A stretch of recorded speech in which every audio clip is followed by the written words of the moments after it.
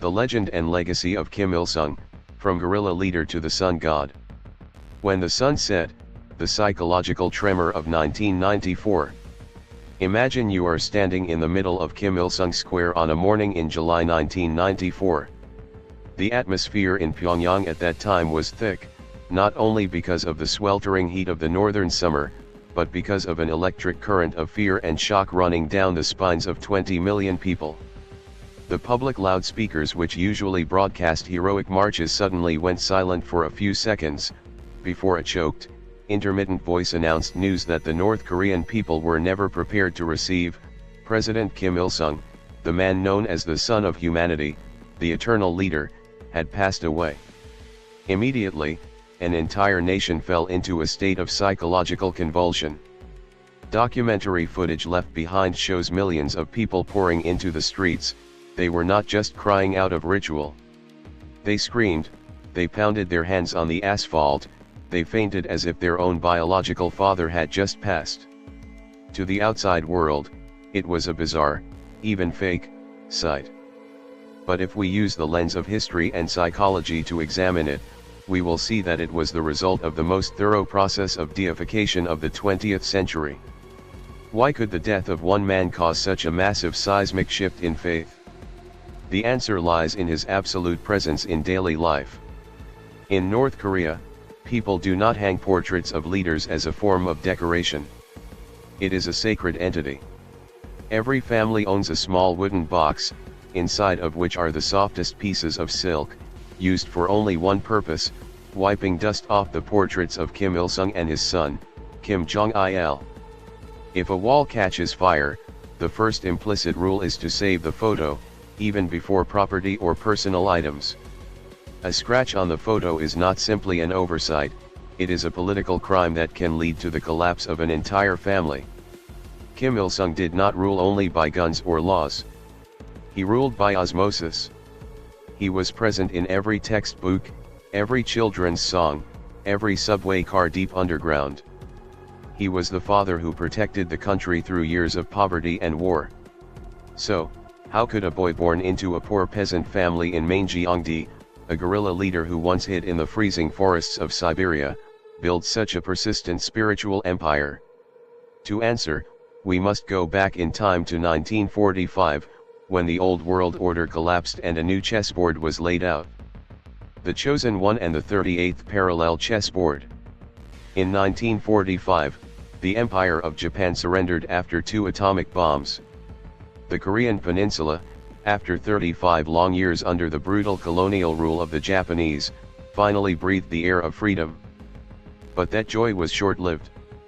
At the 38th parallel, an invisible but cruel line divided this nation into 2 halves. The north was under the control of the Soviet Red Army, the south was under the management of the United States. Stalin, the supreme leader of the Soviet Union at the time, needed a local figure to place in the seat of power in Pyongyang. Stalin's requirements were very strict. The person had to have a background in the resistance to win the people's hearts, but at the same time had to be absolutely loyal and easily controlled by Moscow. The veteran communist intellectuals in the country at that time often had too high a sense of independent thought, which did not fit Stalin's calculations. And then, they found Kim Song-ju, a young major in the 88th Independent Rifle Brigade of the Soviet Union. The world later knew him by the name Kim Il-sung, a name he borrowed from a legendary anti-Japanese resistance figure in folk legend to increase his prestige. When Kim Il-sung stepped off the Soviet ship at the port of Wonsan, he was only 33 years old. With a chubby face and a radiant smile, he looked more like an energetic young cotter than a future dictator. In fact, when he first spoke in public, many people whispered, "Is this really the legendary general who fought the Japanese on Mount Pyeongchu? Why is he so young? Why is his voice a bit hesitant?" But Kim Il-sung had something that no political rival in Pyongyang had, the absolute backing of the Soviet Red Army. With the help of Moscow advisors, he began a campaign to eliminate political rivals, from nationalists to other communist members not of his faction. However, his power was only truly forged into steel after the Korean War, 1950 to 1953. That war was a national tragedy with millions dead, and the North was flattened by US bombs to the point where not a single brick was left standing on another. But in those ashes, Kim Il-sung performed a masterstroke of cognitive shift. Instead of admitting a military stalemate, he turned the outcome of the war into a great victory of Korean heroism over the brutal American imperialists. He built his image as the sole shield protecting the nation from destruction. From that moment on, all doubts about his ability or legitimacy were silenced in the name of national unity against foreign aggression. The August incident and the mechanism of absolute purge. Power often comes with suspicion. In the mid-1950s, after Stalin passed away, a wind of de-Stalinization began to blow from the Soviet Union to other socialist countries. Nikita Khrushchev began to criticize the cult of personality. In North Korea, a group of pro-Soviet and pro-Chinese leaders believed this was an opportunity to limit Kim Il-sung's increasingly ballooning power. They wanted a collective leadership, wanting to focus on the economy instead of building the military excessively. But they underestimated this man. Kim Il-sung was not a pawn easily toppled. In the so-called August faction incident of 1956, he struck first with cold decisiveness. At a session of the party Central Committee, as rivals began to voice criticism, he mobilized loyal forces to surround them and carried out a large-scale purge. Opponents were labeled as traitors and lackeys of foreign powers. A series of high-ranking cadres disappeared without a trace, or had to flee to China and the Soviet Union for refuge. This was the milestone marking the end of all forms of discussion or dissent within the Workers' Party of Korea. Kim Il-sung was no longer first among equals. He had become the sole leader, the holder of absolute truth. To consolidate this exclusive position, he understood that he needed his own ideology, stepping out of the shadow of Marx or Lenin. And thus, the Juche idea was born. Initially, Juche was simply a call for self-reliance. North Korea must be politically autonomous, economically independent, and militarily self-defending. It sounded very reasonable for a small country located between major powers. But look deeper into the nature of Juche. Over time, it was built up with layers of religious meaning. Juche taught that, the masses of the people are the masters of history, but the masses can only win victory if they are led by a genius leader. This turned the relationship between Kim Il-sung and the people into a relationship between the brain and the body. The body cannot argue with the brain. A small mistake against the leader was seen as an act of suicide for the entire national body. From here, the propaganda machine began to rewrite history. The contributions of China or the Soviet Union in the war were obscured. The people who fought alongside him in the guerrilla struggle were erased or diminished. In textbooks, there remained only the image of a single Kim family that alone defeated the Japanese fascists and liberated the country from the sacred Mount Pyeongchu. Kim Il-sung officially stepped onto the altar of theocracy.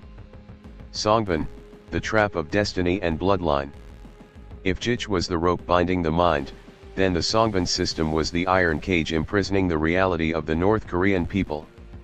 To maintain absolute obedience, Kim Il-sung needed a tool to classify and control society to the very teeth. He established the Songbin system, a sophisticated and cruel class classification based on loyalty and 3 generations of background. Imagine, when you are born in North Korea, your fate has already been written in a secret file that you never get to see. The entire population was divided into 3 major groups, and beneath those were 51 sub-classifications. The first group is the core class. These are people whose ancestors were guerrillas, resistance martyrs, or poor peasant families absolutely loyal to Kim Il-sung. They enjoyed all privileges, living in Pyongyang, being allowed to attend university, being well-fed, and holding important positions. The second group is the wavering class. These are people with average backgrounds, small merchants, or old intellectuals. They were closely monitored and always had to work twice as hard to prove their loyalty if they did not want to be demoted. The third group is the hostile class. This is the cursed class.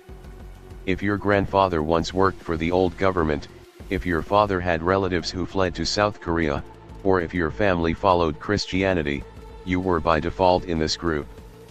You would be pushed to do hard labor in the most remote mining areas, your children would not be allowed to attend higher education, and you would live a life in the cold rejection of society.